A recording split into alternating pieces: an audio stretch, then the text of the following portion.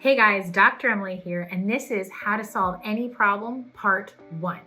So I've been training software developers for over a decade now, and I've been a coder and a software developer for multiple decades.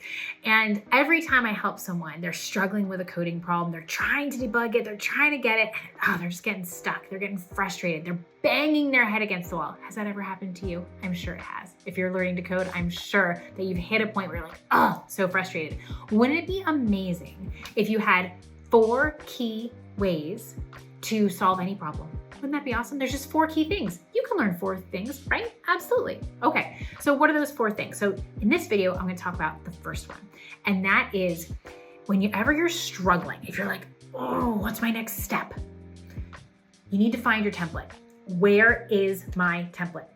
Okay, this doesn't matter if you're a coder, it's absolutely essential.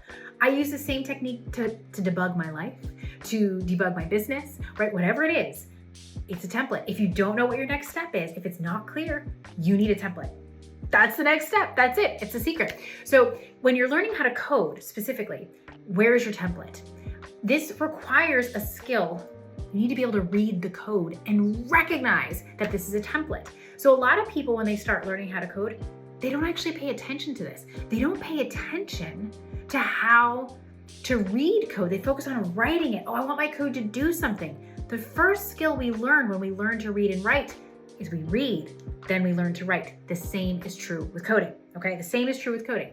So you can't find a template, right? A template is like this, it's like a recipe, right? If I wanna go make cookies, am I gonna sit down and make a new recipe?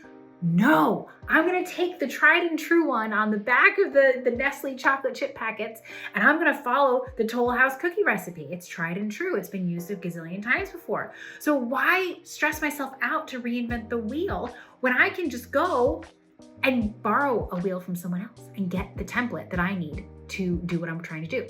So the first skill we need as coders is how to read code and recognize that it's related to the problem that we want to solve.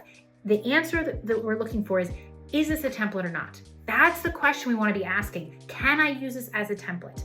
Or where can I find templates, right? Now, there's lots of places that you can find coding templates, right? So you can do a coding tutorial is a great place to find a template. You can take code that you previously wrote. I use this all the time. I'm always using code that I wrote. You can also Google it, right? Google is a great tool, right? But use cautiously. I would focus on tutorials, right? Stack Overflow posts often can be little templates. They're not always answers, they're templates. We have to see how they work in practice for us because we don't actually know if it's gonna work, all right? If you're in a training program like the Joy of Coding Academy, you might be able to phone a friend, right? You might have a community behind you or a Zoom Q&A you can go and attend and just become a part of it. You can also use ChatGPT. Now I say that cautiously because typically ChatGPT is only useful when you're experienced enough to recognize when it's giving you garbage, right? It produces a lot of stinky code that you're not gonna wanna use.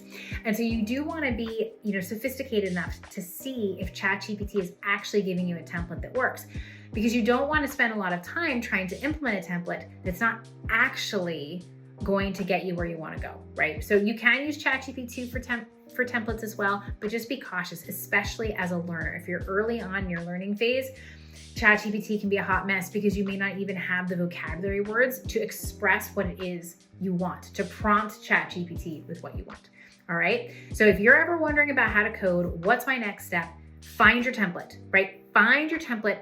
Don't reinvent the wheel. Figure out where you can get code that gets you like 80% of the way there, and then you're just doing the last 20%. This is the secret hack that I've used for years and I've taught all my students to use to get up and running in a new software project quickly so they can actually make changes that make sense and fit with the overall design of the software system. All right, so it's always about using a template.